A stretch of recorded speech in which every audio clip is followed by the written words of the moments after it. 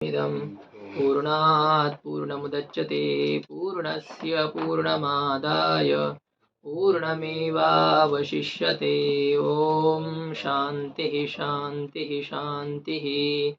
शङ्करं शङ्कराचार्यं केशवं बादरायणं सूत्रभाष्यकृतौ वन्दे भगवन्तौ पुनः पुनः।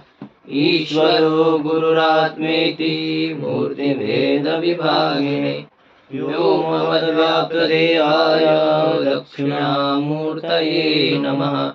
ॐ शान्तिः शान्तिः शान्तिः।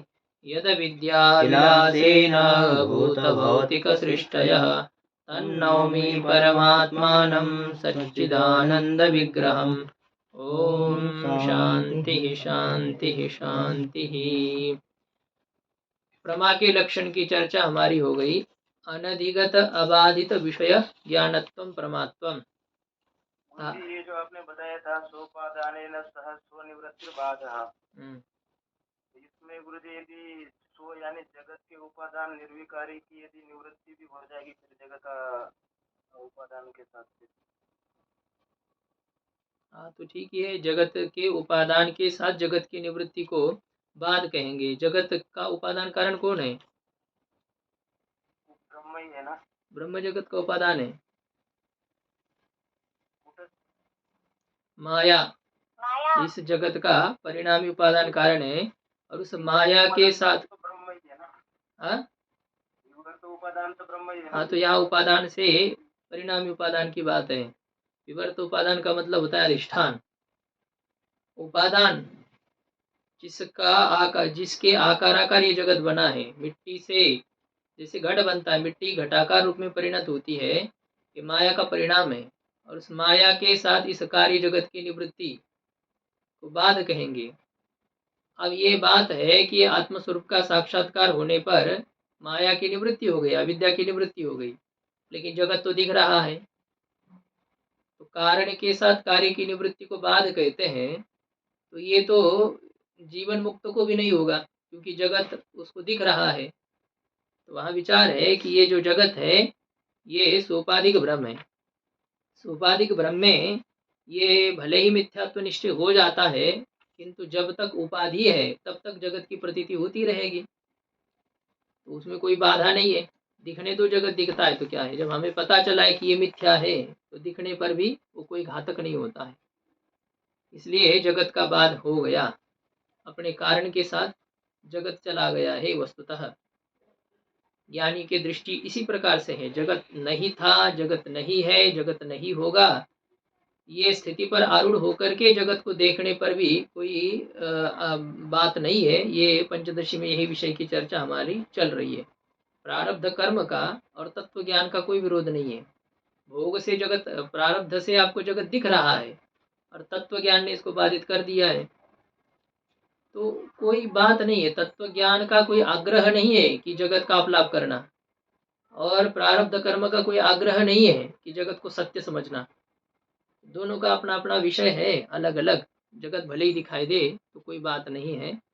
ये चर्चा भी आगे करनी हमें। क्या हो गया कि प्रमा के लक्षण में अव्याप्ति नाम का दोष नहीं है। ये विचार होने के बाद में फिर पूर्व पक्षी ने शंका की कि घटादि ज्ञान मिथ्या होने के कारण से बाधित है, और बाधित घटादि होने के कारण से घटादि विषय का ज्ञान जब प्रमाण ही नहीं है, उसमें प्रमात्व नहीं है, तो फिर अव्याप्ति और उस अव्याप्ति दोष के निराकरण की शंका करना व्यर्थ है। इस प्रकार की शंका पूर्व पक्षी के द्वारा की गई थी। तो ये प्रमात्व इसमें अव्याप्ति और अव्याप्ति दोष इसमें नहीं है, ये जब कहा तो सिद्धांति ने कहा कि ऐसा नहीं है। अव्याप्ति की शंका करना भी समुचित है और उसका निराकरण करना भी समुचित है, क्योंकि यहाँ प्रमा का मतलब है कि व्यवहार काल में जिसका बाध न हो। अनधिगत अबाधित, अबाधित पद से व्यवहार काल में अबाधितता की बात है। व्यवहार काल में बाध नहीं होना चाहिए। जैसे शुक्ति पर प्रतीत सर्प का, शुक्ति पर प्रतीत रजत का, रस्सी पर प्रतीत सर्प का और स्थानु पर प्रतीत पुरुष का, हाँ, किरण में प्रतीत जल का, ये सभी जो भ्रम होते हैं ये व्यवहार काल में ही बाधित होते हैं, इसलिए इनको भ्रम ज्ञान कहते हैं। तद विषय ज्ञान भ्रम ज्ञान है, किंतु घटपट आदि का जो ज्ञान हमें होता है ये व्यवहार काल में बाधित नहीं होता है, इसलिए इस ज्ञान को प्रमा रूप से ही स्वीकार किया जाता है। ब्रह्म साक्षात्कार के बाद में घटादि का बाद होता है, उससे पहले होता है नहीं होता है, तो इसलिए इस विषय का ज्ञान भी प्रमा ही है।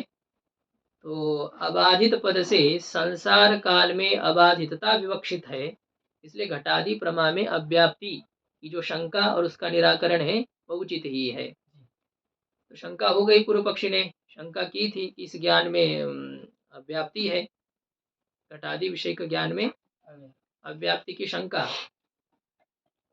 जब हो गई तो वो उचित ही है। मतलब कौन से घटादि ज्ञान में?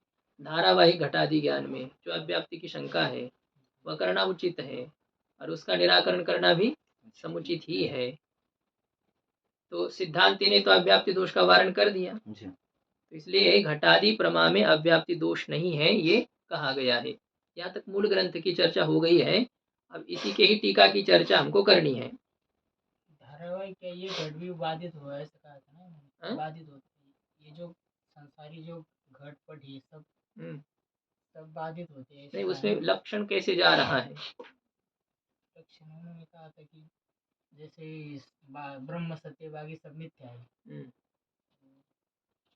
उसमें लक्षण भी जाना चाहिए ना, उसमें क्या हो रहा है? बाधित हो गए फिर वो, ऐसे कहना ना, अबाधित तो नहीं रहेगा उसमें।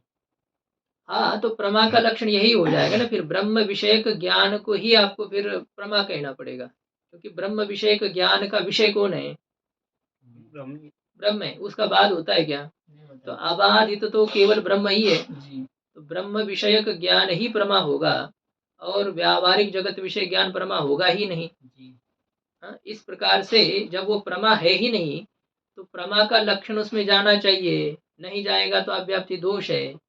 ये अव्याप्ति दोष की शंका करना और इस अव्याप्ति दोष का निराकरण करने के लिए प्रयास करना, ये दोनों भी उचित है क्या? नहीं, ये दोनों भी उचित नहीं है। ये सिद्धांति ने, पूर्व पक्षी ने कहा, सिद्धांति ने कहा कि नहीं, इसमें शंका करना भी उचित है और उसका निराकरण करना भी आवश्यक है। क्यों? क्योंकि ये लक्ष्य है। लक्ष्य में यदि लक्षण नहीं जा रहा हो तो उसमें अव्याप्ति दोष की शंका करना उचित है और उस अव्याप्ति दोष को हटाने के लिए कुछ प्रयास करना यह भी उचित होता है। तो ये जैसे गो का लक्षण क्या है? अव्याप्ति दोष जहाँ आता है तो अतिव्याप्ति दोष है, वो तो है, वहां पर अव्याप्ति दोष भी बन सकता है भले ही। कपिलत्वम गौर लक्षणम, जो काले वर्ण की हो या भूरे रंग की हो उसे गो कहेंगे। अब यह लक्षण, इस लक्षण में क्या अव्याप्ति दोष है, तो इस अव्याप्ति दोष को हटाने के लिए और इसी लक्षण को यदि आप सुधराना चाहते हो, ठीक करना चाहते हो, तो कोई पद देना पड़ेगा अव्याप्ति दोष। वो भी वही है, अब देखना है, भूरे रंग वाला बंदर भी होता है, उसमें अतिव्याप्ति भी हो रही है, लेकिन अब विवक्षा क्या है हमारी, हम केवल उस रंग की गो को देख करके लक्षण बना दे रहे हैं, अन्य रंग वाली गो में लक्षण नहीं जा रहा है, अव्याप्ति दोष की शंका करना उचित होता है। और यदि इस लक्षण को ही हम रखना चाहते हैं तो फिर उसमें उस प्रकार का पद देने पर भी लक्षण ठीक हो सकता है।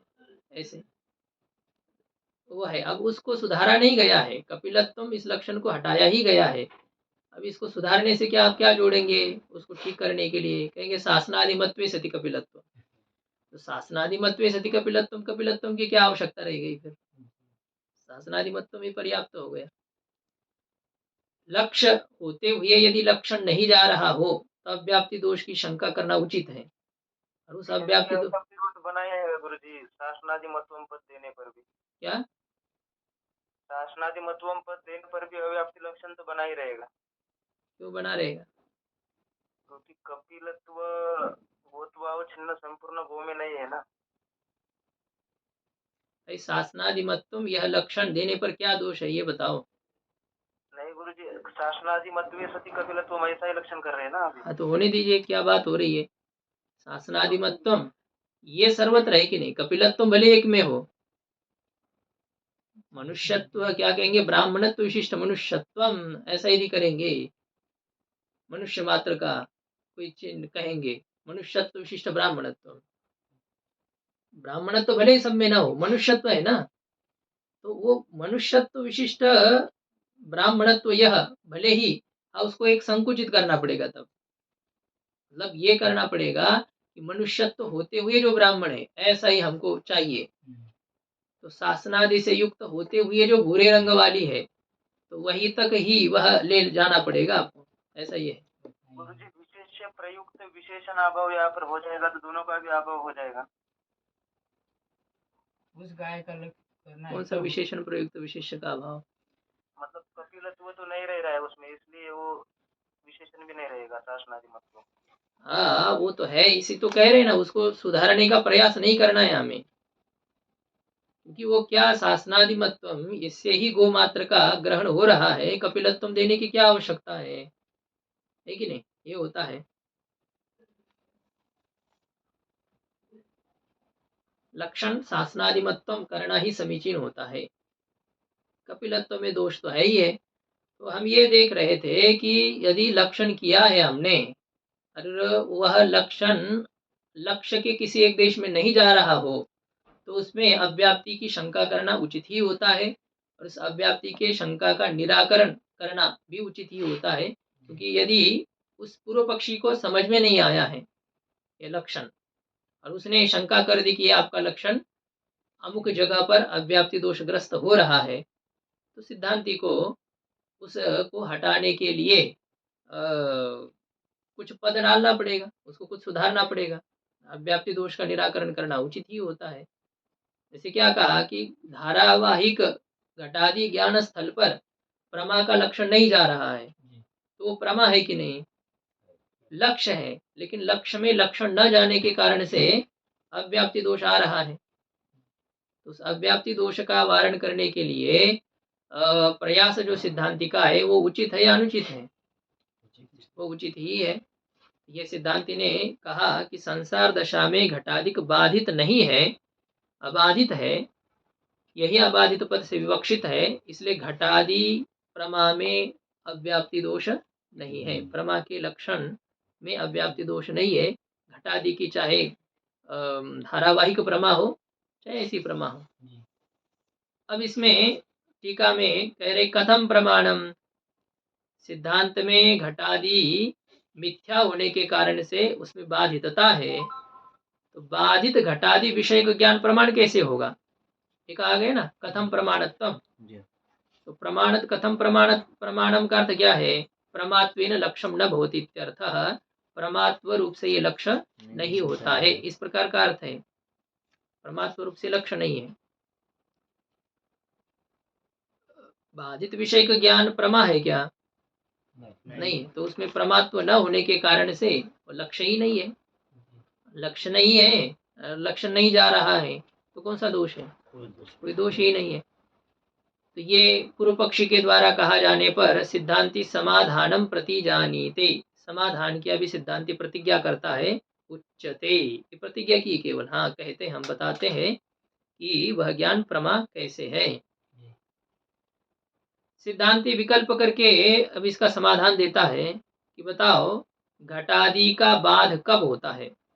किम ब्रह्म साक्षात्कारानंतरम घटादीनां बाधः उत शुक्ति रूप्यवत् संसार दशायाम, घटादि का बाध मिथ्यात्व निश्चय ब्रह्म साक्षात्कार के बाद में होता है या शुक्ति रजत के समान संसार दशा में ही होता है? ब्रह्म साक्षात्कार के बाद में घटादि का बाध होता है। तो ये विकल्प इति विकल्प्य, ऐसा विकल्प करके आद्यम अंगीकरोति, प्रथम जो है उसका सिद्धांति स्वीकार करता है, ठीक है, ब्रह्म साक्षात्कार के बाद में बाद होता है, ये हमें इष्ट है। तत्र श्रुतिम प्रमाण यदि, ब्रह्म साक्षात्कार के बाद में घटादि का बाद होता है, इसमें क्या प्रमाण है? श्रुति। हाँ, श्रुति प्रमाण है। यत्र तु अस्य सर्वम आत्मा एव अभूत, यत्र यत्र का अर्थ यस्याम तत्व साक्षात्कार दशायाम, जिस तत्व साक्षात्कार के स्थिति में, अवस्था में ज्ञानी को सब कुछ आत्मा ही हो गया, सब आत्मा ही आत्मा है, तो वह ज्ञानी किस साधन से किसको देखेगा। तत् नाम अर्थ है क्योंकि उसके लिए, ज्ञानी के लिए जिस अवस्था में सब कुछ आत्मा ही हो गया, तत् यानी तस्मात् इसलिए, केन कम पश्चित इसलिए वह अब इससे किसको देख पाएगा, देख सकेगा, क्या है उसके पास देखने के लिए। मतलब किससे, साधन का अभाव है, कोई साधन ही नहीं रहा, सब कुछ आत्मा ही है, इंद्रिय ही नहीं है, और भोग्य पदार्थ ही कोई नहीं रहे, कम पश्चित किसको देखेगा। किमिच्छन कस्य कामाय, वहां तो क्या किया है कि इच्छा का अभाव है, और भोक्ता का अभाव है। कस्य कामाय, किसके तृप्ति के लिए, कोई भोक्ता ही नहीं रहा। और किसको चाहते हो, वहां किमिच्छन इच्छा का अभाव नहीं, किमिच्छन मतलब किस वस्तु को चाहते हुए, कोई भोग्य पदार्थ नहीं है और भोक्ता भी नहीं है। किमिच्छन कस्य कामाय, इस पाद के द्वारा भोग्य का और भोक्ता का अभाव कहा गया है। कोई भोग्य नहीं रहा और भोक्ता भी नहीं रहा, तो फिर भोग साधन भी नहीं है, यह समझना है। तो उस समय फिर ये कौन किसको देखेगा, किसको उपभोग होगा, किस इंद्रिय से होगा और किसका उपभोग होगा। तीन बातें हैं। सुख दुख का अनुभव किसको होगा, सुख दुख का अनुभव किस के माध्यम से किया जाएगा, और किस विषय का सुख दुख का अनुभव होगा। ये तीनों भी नहीं रहे ना। तो ये कह रहे उस अवस्था में सब कुछ आत्मा ही हो गया, तो घटपट आदि तो है ही नहीं, बाधित हो गए। तो यस्याम, यत्र नाम यस्याम, तत्व साक्षात्कार दशायाम, तत्व साक्षात्कार की स्थिति में, यह श्रुति है। अज्ञान अवस्था वैलक्षण्य द्योतकस्तु शब्द, या जो है ना यत्र तू, ये जो तू शब्द है, ये तू शब्द का क्या प्रयोजन है, कहते अज्ञान अवस्था से विलक्षणता का सूचक है। अज्ञान अवस्था से विलक्षणता का सूचक है। अज्ञान अवस्था में सब कुछ आत्मा है क्या, नहीं। अज्ञान अवस्था में भोक्ता है, अज्ञान अवस्था में भोग्य पदार्थ है, और भोग के उपकरण भी है, सब है। तो उस अज्ञान अवस्था के विलक्षणता का सूचक है यहाँ पर तू शब्द। अस्य, यत्र तु अस्य, अस्य कस्य, ब्रह्म साक्षात्कारवतः सर्वम आत्मा एव अभूत। इस ब्रह्म साक्षात्कार से संपन्न ज्ञानी को सब कुछ आत्मा ही हो गया, सब आत्मा ही है। इसका अर्थ ये नहीं कि जगत दिखता नहीं है, जगत दिखने पर भी ये अध्यस्त सब अधिष्ठान स्वरूप ही है, उस अधिष्ठान में उसकी दृष्टि है। जैसे स्वर्णकार की दृष्टि अलंकार में नहीं है, सोने में है, उसको सोना दिखाई देता है, बाहरी अलंकार नहीं। ये नहीं कि वो कौन सा अलंकार है और वो उस दृष्टि से वो कीमत करता है, उसकी मूल्य, उसका मूल्य सोने के वजन से ही वो करता है। तो यही है, ज्ञानी को ये बाहरी आकार नहीं दिखते हैं, ये कौन है, ये ब्राह्मण है, ये क्षत्रिय है, ये गो है, ये भैंस है, ये कौवा है, ये बंदर, ये कुत्ता है, ये सब नहीं देखता है ज्ञानी, वो तत्व का अनुभव करता है। पंडितः समदर्शिनः, शुनिचे उषपाके च पंडितः समदर्शिनः, सब कुछ आत्मा ही हो गया ज्ञानी के लिए। तत्, अच्छा यहाँ पर तस्मात् नहीं, तत् यानी तस्याम दशायाम, उस स्थिति में, उस अवस्था में, केन करणेन कम विषयम पश्ये, किस करण के द्वारा किस विषय को अज्ञानी देखेगा।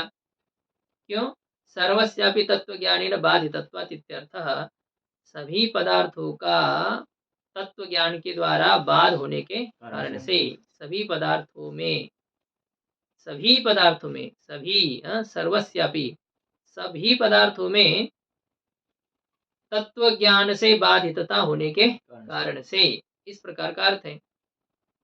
सर्वस्यापि बाधितत्व, ये नहीं कि ये किसी में है किसी में नहीं है, ऐसा नहीं, सभी में बाधितता होने के कारण से, एवकार के अर्थ में आप सब कुछ पदार्थों में बाधितता होने से, तत्व ज्ञान के द्वारा बाधित होने के कारण से, मिथ्यात्व निश्चय होने के कारण से। अब किसके द्वारा और किसको देखेगा, इस प्रकार से ज्ञानी के लिए और कोई पदार्थ रहे ही नहीं, इसलिए सबका बाध हो गया, मिथ्यात्व निश्चय हो गया। प्रतीति होने दो, लेकिन वो वास्तविक नहीं है ज्ञानी के लिए, तो नहीं है इसी प्रकार से कहेगा। बहुत भूख लग गई है, खाने के लिए कुछ दो, तो वहां पर थे प्लास्टिक के बहुत सारे फल थे। कहा कि दे दो। हमने कहा कि नहीं है, कुछ नहीं है। अरे झूठ बोलते हो, ये है ना, ये सब रखे हैं, ये दे दो। तो क्या उससे पेट भरने वाला है क्या? वो तो झूठे है ना, वो दिखने के लिए मिथ्या है। मिथ्या प्लास्टिक के फल आदि से, अंगूर है और क्या कहते हैं उसमें केला है और सेव फल है, प्लास्टिक के बने हुए हैं, तृप्ति होती है क्या? नहीं। बस यही ज्ञानी के लिए सब जगत के दृश्य पदार्थ बस ऐसे ही बने रहते हैं, चित्र के जैसे है। इसलिए वो दिखने पर भी वो है ही नहीं वस्तु दृष्टया ज्ञानी के लिए। कोई सुख दुख जनक नहीं होते ज्ञानी के लिए। तो तत्व ज्ञान से इसमें बाधितता होने के कारण से, तो ये प्रथम विकल्प की चर्चा हो गई कि ब्रह्म साक्षात्कार के बाद में घटादि का बाद होता है। सिद्धांत ने कहा बिल्कुल होता है। अब ब्रह्म साक्षात्कार के पहले भी संसार दशा में भी शुक्ति रजत के समान घटादि का बाद होता है।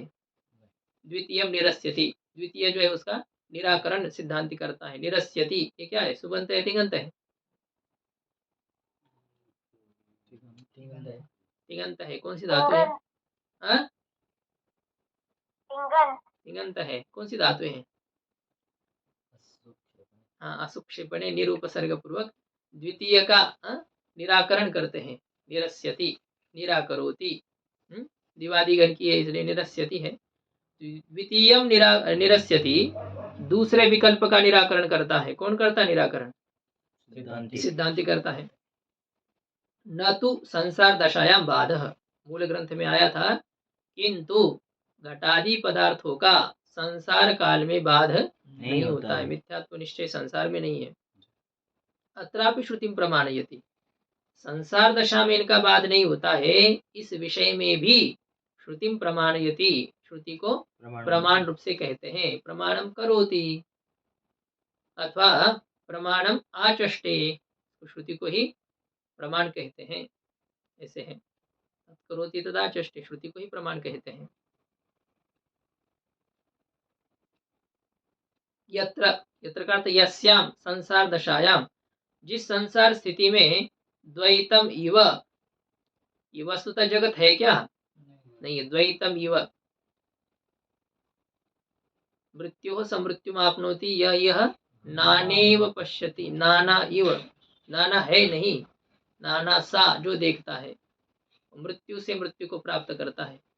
जन्म से मृत्यु, मृत्यु से फिर जन्म, फिर पैदा होता है, फिर मरता है, फिर पैदा होता है, फिर मरता है। कौन? जो इस जगत में अनेकत्व का दर्शन करता है, अनेकत्व न होते हुए भी अनेकत्व सा देखता है।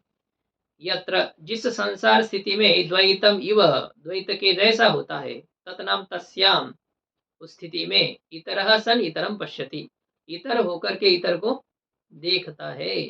ऐसा है, अज्ञान से अपने को भिन्न समझता है, हम भिन्न हैं, ये दूसरे हैं, ये अपने हैं, ये इस प्रकार से जो भिन्न समझता है, तो वह इतर को देखता है। जब द्वैत सी प्रतीति होती है तो फिर इतर को देखता है।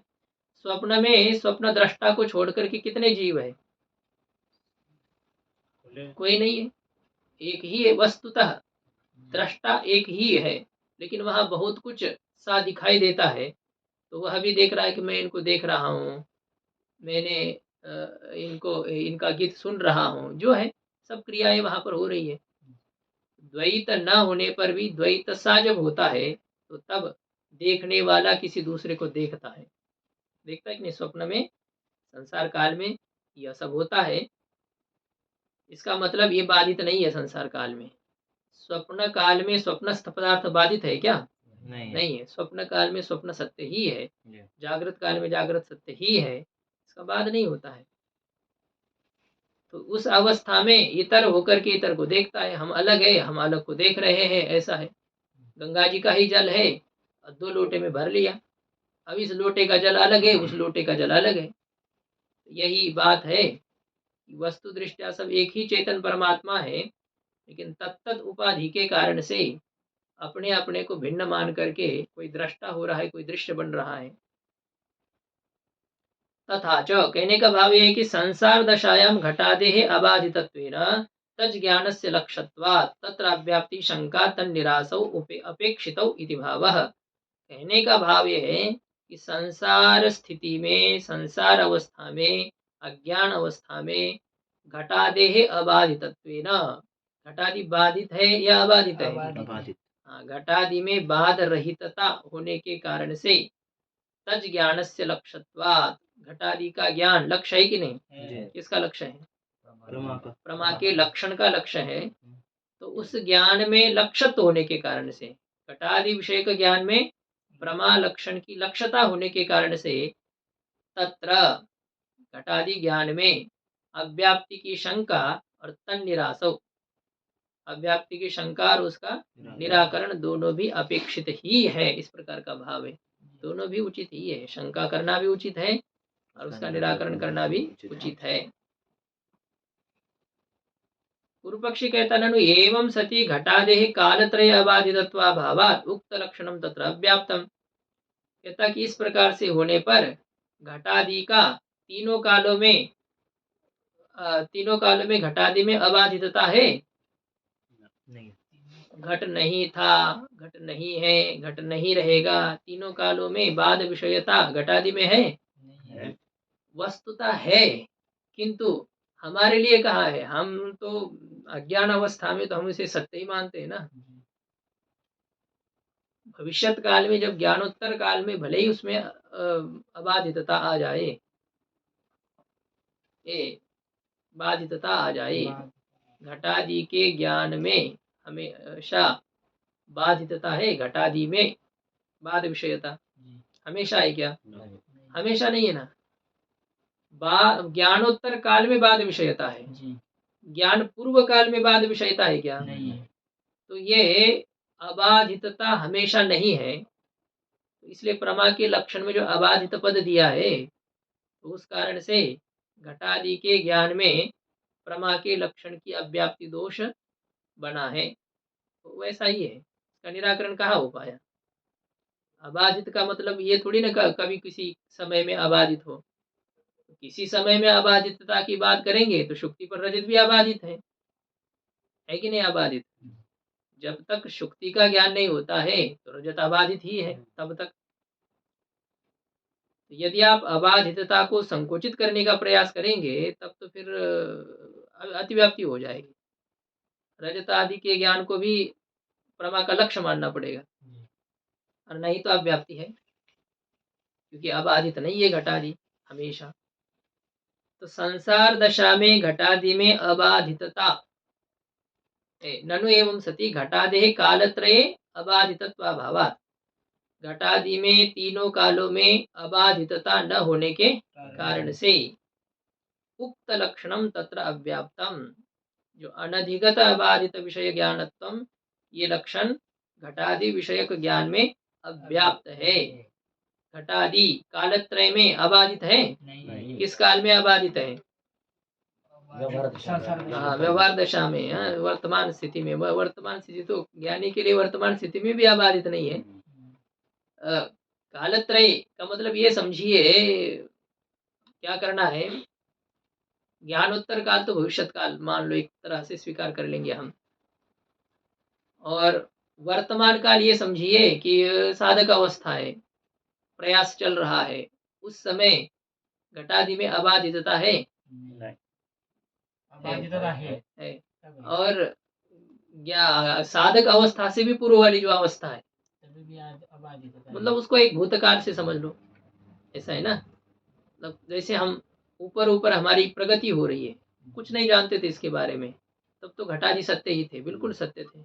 साधक अवस्था में क्या होता है, विचार काल में हमको लगता है कि अरे ये तो बाधित होते हैं, ये है, लेकिन अनुभव हमारा अबाधित रूप से ही रहता है। हम अभी उसमें पके नहीं है, पक्व नहीं हुए हैं।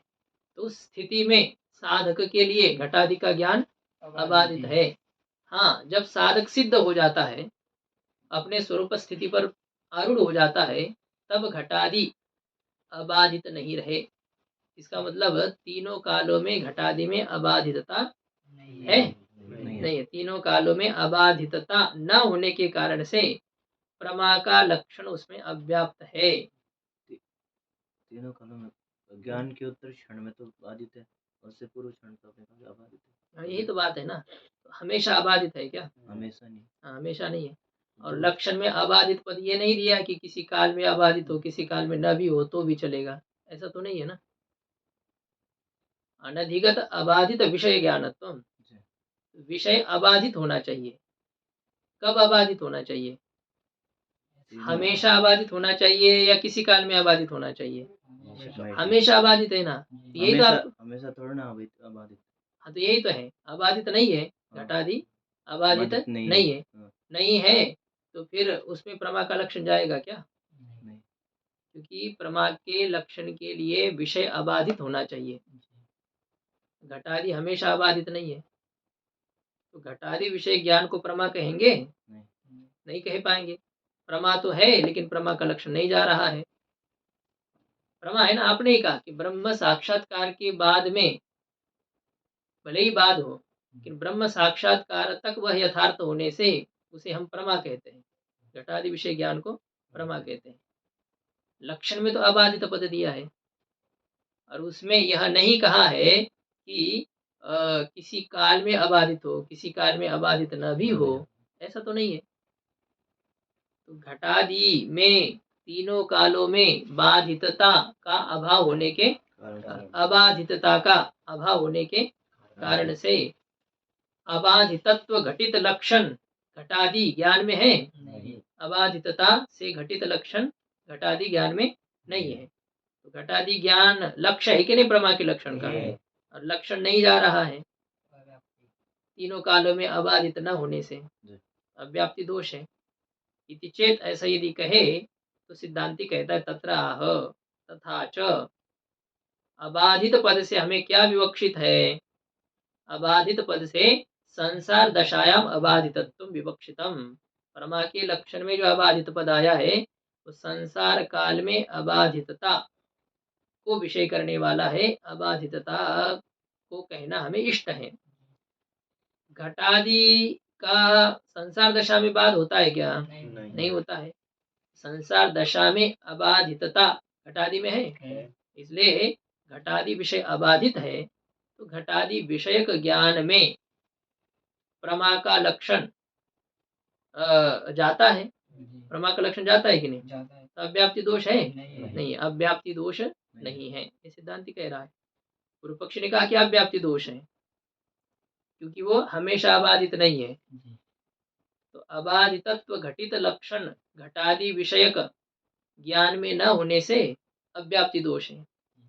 सिद्धांति ने उत्तर दिया कि कालत्रय में भले ही अबाधितता न हो, संसार काल में अबाधितता है कि नहीं? जी। अज्ञान अवस्था में अबाधितता है कि नहीं? जी। इसलिए उसमें अव्याप्ति दोष की शंका करना उचित नहीं है। लक्षण का घटकभूत अबाधित पद से हमें संसार काल में अबाधितता ही इष्ट है। ये हो गया, अव्याप्ति दोष नहीं है।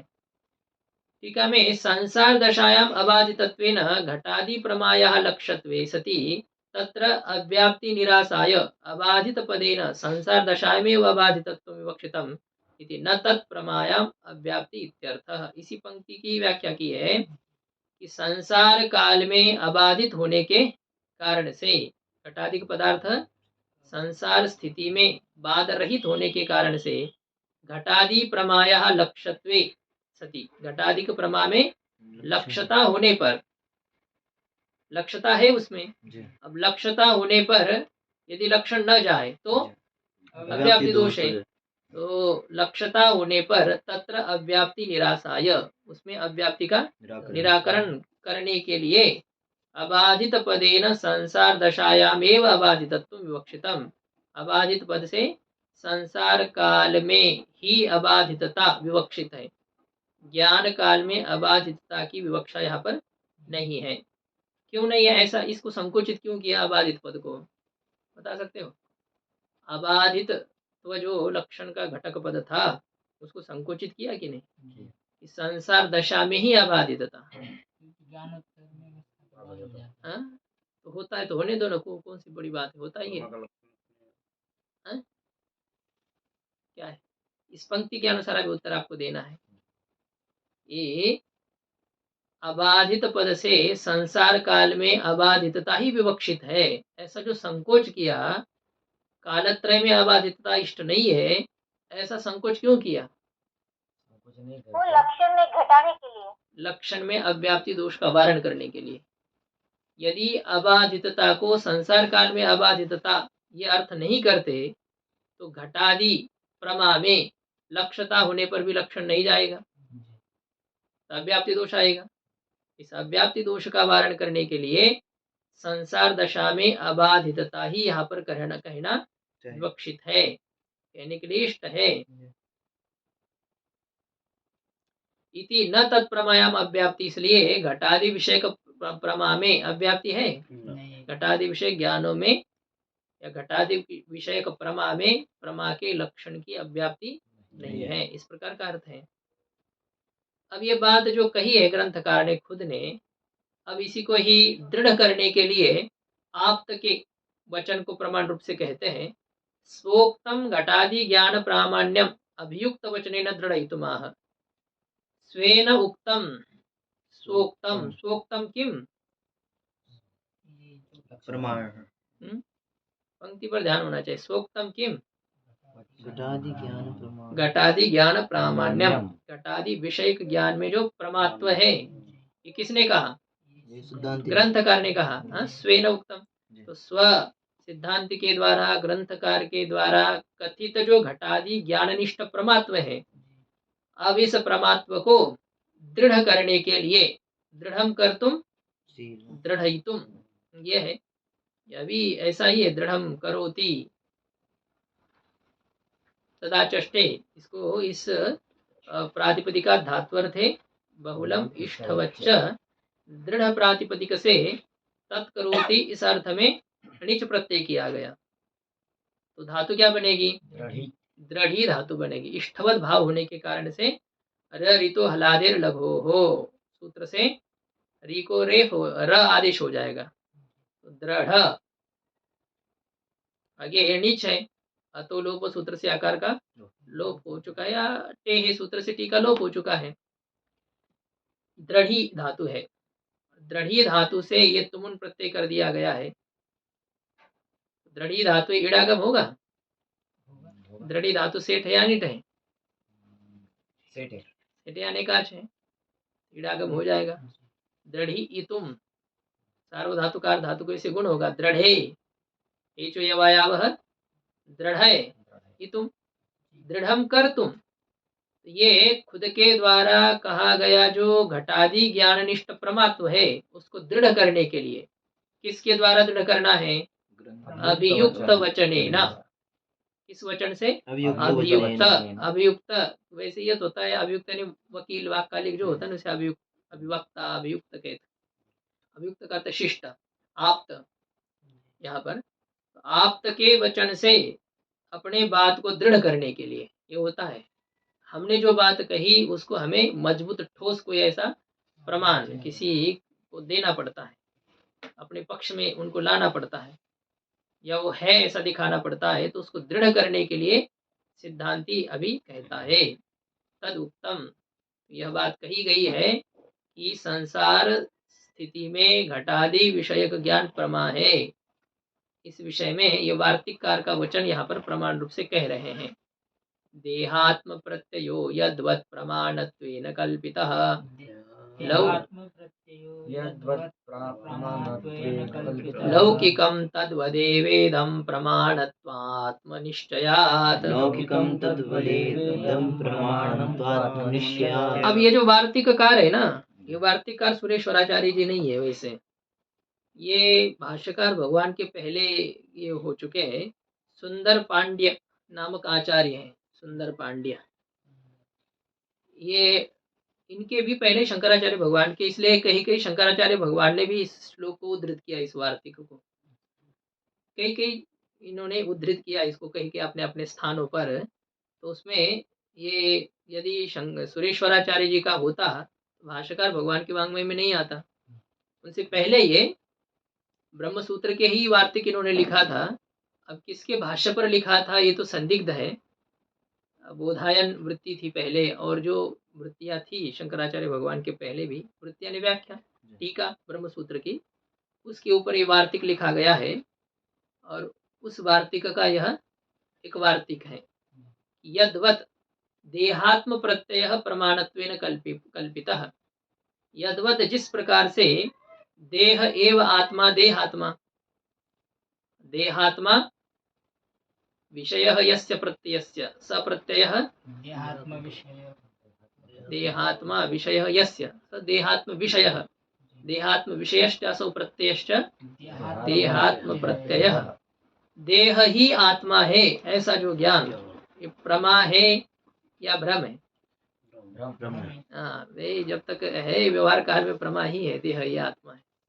देह आत्मा नहीं तो क्यों लगाओ डुबकी, क्यों गर्म पानी चाहते हो? हाँ, चारवाक नहीं, सबका है, सब चारवाक है अंदर से।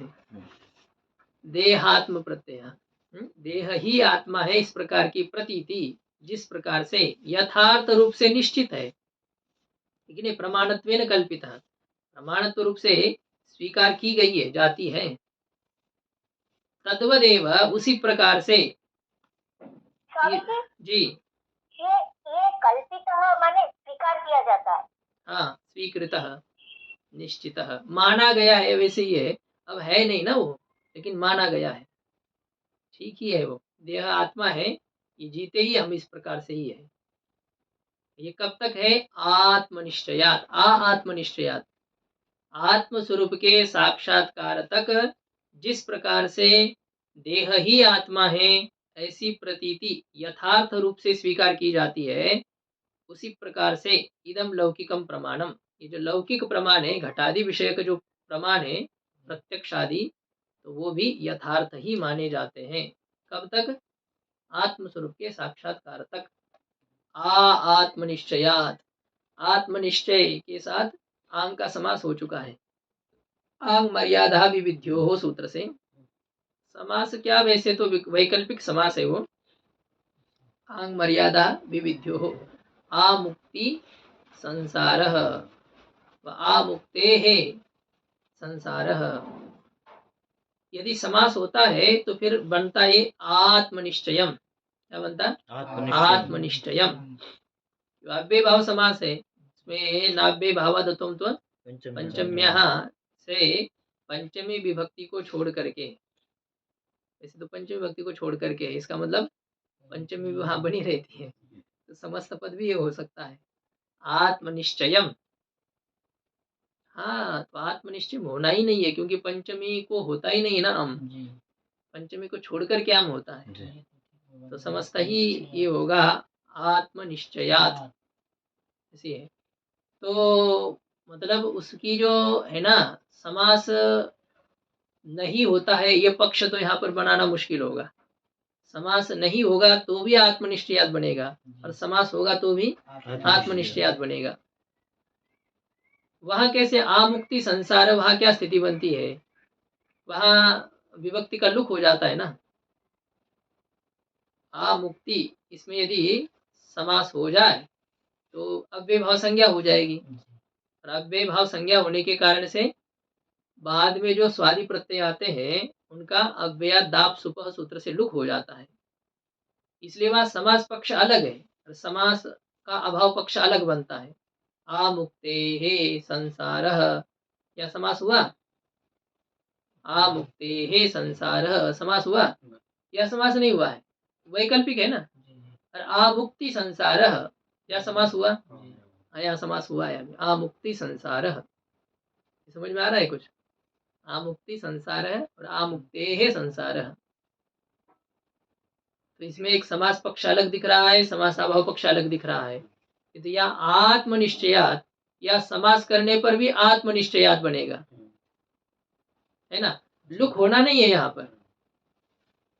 आत्मनिश्चय समास होने के बाद में जो विभक्ति आनी है उस विभक्ति का लुक होगा? नहीं होगा। वहां पर तो नाभ्य भाव दत्तम तो पंचम्य, अदंत है, ये अदंत अव्यय भाव है, इससे परे पंचमी का लुक नहीं होता है।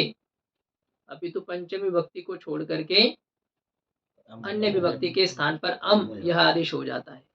या तो ऐसे ही रहेगा आत्मनिश्चयात्, समस्त पद है, चया समस्त पद है, दोनों एक जैसे ही है। तो ये आत्मनिश्चय होने तक मर्यादा या मर्यादा अर्थ में है। आत्म स्वरूप के साक्षात्कार तक जिस प्रकार से देहात्म विषयक प्रतीति प्रमाण रूप से स्वीकार की जाती है, स्वीकृत है, कल्पित है, निश्चित है, तद्वद एव इदम लौकिकम प्रमाणम, उसी प्रकार से लौकिक प्रमाण भी यथार्थ रूप से स्वीकार किए जाते हैं। घटादि विषयक जो ज्ञान है वो यथार्थ है कि नहीं? लौकिक प्रमाण यथार्थ है, तद से उत्पन्न ज्ञान भी प्रमा है।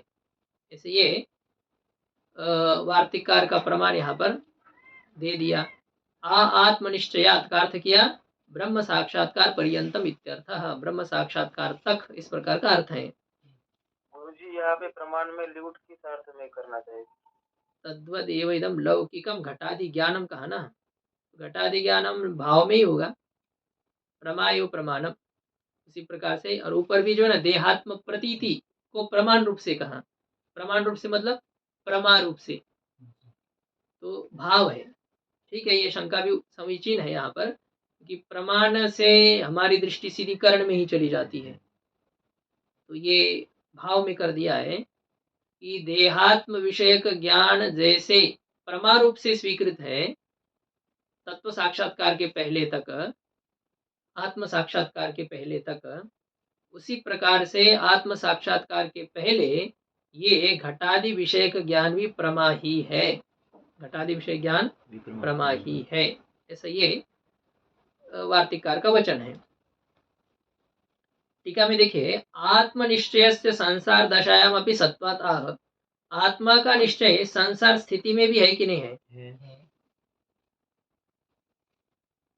आत्मा का निश्चय संसार स्थिति में भी है, टीकाकार कह रहा है, इसलिए कह दिया कि ब्रह्म साक्षात्कार पर्यंतम।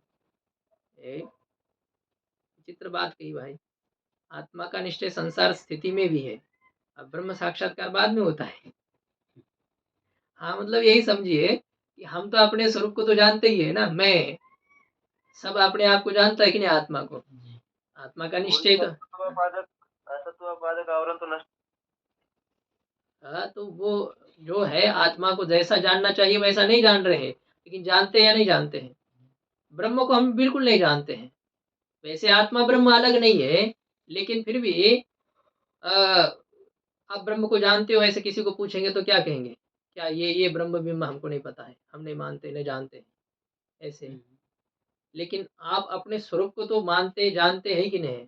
चाहे जितना नास्तिक क्यों ना हो, अपने आप को जानता है या नहीं जानता, या मानता है नहीं मानता है? मानता है, अपने आप को जानता है, मानता भी है। अपने को ही मानता। हाँ, तो अपने को ही मानता। हाँ, अपने को क्या, दूसरे को भी तो मानना पड़ता है, ऐसे कैसे? किसको मनवाना चाह रहा है? दूसरा कोई है तभी तो कह रहा है, ये बात मैं जो कह रहा हूँ ऐसा है। अपने को ही मानता तो ज्ञानी हो गया। सब ब्रह्म ही है, मेरे अलावा और कुछ नहीं है। तो वो है, इसमें अज्ञानी भी आत्मा को जानता ही है। सर्वस्य चाहम हृदि सन्निविष्टो, मैं, ऐसी अनुभूति जो हमको हो रही है वो किसकी हो रही है? आत्मा की ही तो हो रही है। इसलिए इन्होंने कहा कि आत्मनिश्चय का मतलब है ब्रह्म साक्षात्कार तक, ऐसा अर्थ करना है। ब्रह्म साक्षात्कार तक एक प्रमा है, नहीं तो देह ही आत्मा है, तो आत्म विषय की निश्चय है कि नहीं आपको? भले ही भ्रांत निश्चय है वो, लेकिन निश्चय है। यदि आप रज्जु को नहीं जानते तो सर्प कैसे दिखाई देता? रज्जु को जानते आप, मानना पड़ता है।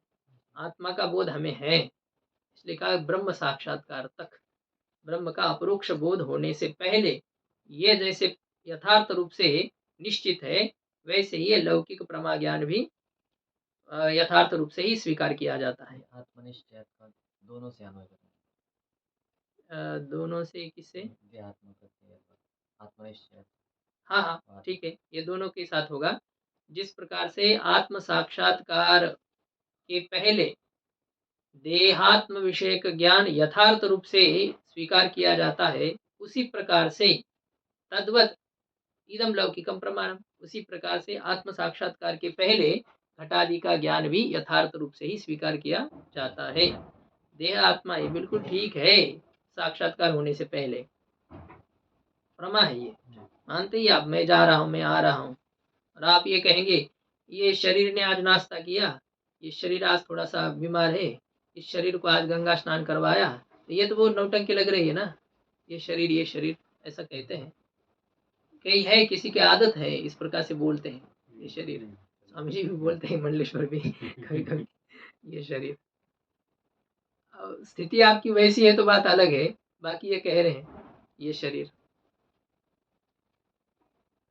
मैं इसी प्रकार से, मैं गया था, मैं जा रहा हूँ, मैं खा रहा हूँ, आप कहाँ हो? ये शरीर तो आजकल ऋषिकेश में है, तो ये नहीं है ना। ऐसा इस प्रकार से मैं ऐसा ही यथार्थ रूप से स्वीकार किया जाता है। व्यवहार में आपको आत्मज्ञान होने पर भी इसी प्रकार से उत्तर देना पड़ेगा। आप कहाँ हैं तो आपका, हाँ स्वामी जी, वो कोई मान लीजिए कोई पूछे आप मराठी है गुजराती है, सब तो यही कहते हैं ना, ये शरीर मराठी है, ये शरीर गुजराती है।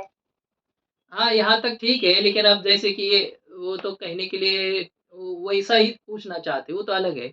लेकिन आप कहाँ हैं आजकल, आप कहाँ जा रहे हो, ये प्रश्न पूछे जा रहे हैं और आप इस प्रकार से कह रहे हैं, तो ऐसा ही नहीं ना। अब वैसे तो देखा जाए ये शरीर, वहां भी कहने की जरूरत नहीं है, क्योंकि वो शरीर के ही बारे में पूछा जा रहा है, तो आप क्यों उसको खोल करके कहना चाह रहे हो? आप कहाँ के हैं ये पूछने वाला आपकी आत्मा को पूछ रहा है क्या? आपके शरीर को ही पूछ रहा है ना, तो फिर आप क्यों खोल रहे हो उसको कि ये शरीर यहाँ का है? वो भी है, ठीक है, हम वहाँ के हैं, ऐसा ये है। तो अब एक नहीं, वैसे अब दोनों प्रकार के उत्तर सही होते हैं। संन्यास उत्तर काल में नहीं यह बात बतानी चाहिए जैसे कि कुछ होता है, तो नहीं तो फिर शरीर के बारे में भी कुछ नहीं बोलना चाहिए। फिर भी जब हम व्यवहार कर रहे हैं तो चलो मान लो कुछ प्रश्नों के उत्तर रूप से यह शरीर भले ही कहा जाए, लेकिन हर एक काल में ऐसी ये शरीर और व्यवहार में जाकर के देखिए बहुत निकृष्ट जीवन जीते हैं, पामर से भी गया बीता, और ये शरीर कहने से क्या होगा? ये होता है। उस प्रकार से फिर जीवन भी होना चाहिए, शरीर के प्रति कोई आसक्ति ना हो, तब बात ठीक है। शरीर अपना हाँ?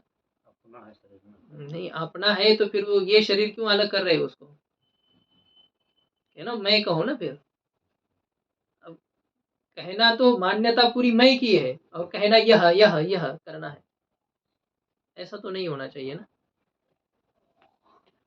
नहीं, अभ्यास करेंगे धीरे धीरे हो जाएगा, ऐसे कैसे धीरे धीरे हो जाएगा? उसके लिए अनुकूलता भी तो वैसे बात अपने अंतःकरण से आरंभ करना पड़ेगा ना, मान्यता का वाणी से, कहने से कैसे होगा केवल? तो आत्मनिश्चय से संसार दशायाम अपि सत्वात्, आत्मा का निश्चय संसार काल में भी होने के कारण से ब्रह्म साक्षात्कार पर्यंतम, ऐसा कह दिया।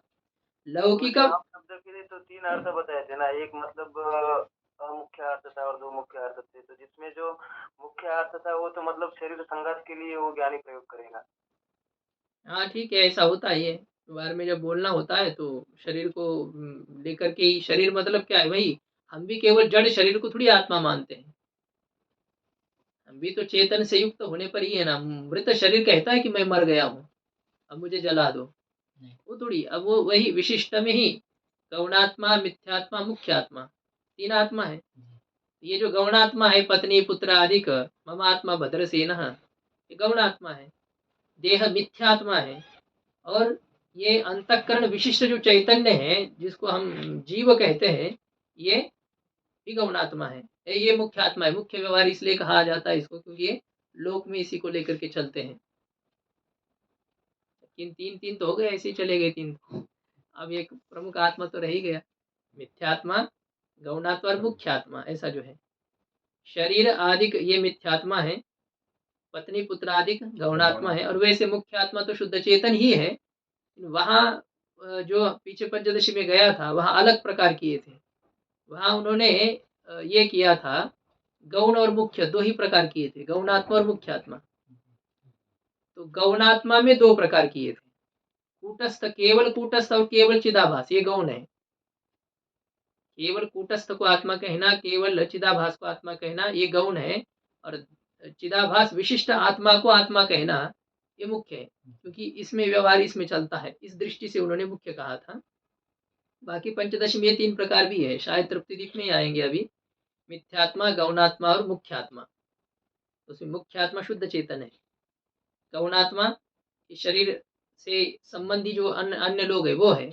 ये शरीर जो है, पंचकोश जितने हैं ये सब मिथ्यात्मा है, ये मिथ्यात्मा है। गौण में क्या होता है, गौण और मिथ्या में अंतर क्या होता है? गौण में भेद स्पष्ट रहता है। सिंहो देवदत्त, हमको पता है कि देवदत्त शेर नहीं है। वहां अभेद का व्यवहार होने पर भी भेद है ऐसा कहने वाला भी जानता है, सुनने वाला भी जानता है। लेकिन जहाँ भ्रम है वह भिन्नत्व की प्रतीति नहीं है, नहीं, वह सर्प ही है, अभेद की प्रतीति वहां पर। तो ये शरीर जो है ना, ये शरीर मैं ही हूँ ऐसा है, आप अलग करके नहीं। कहने वाला भी उसको मैं ही समझता है, अलग नहीं, और बोलने वाला भी उसको उसी प्रकार से प्रयोग कर रहा है। तो ये मिथ्यात्मा है, पंचकोश मिथ्यात्मा है, और शरीर संबंधी जो है वो गौणात्मा है।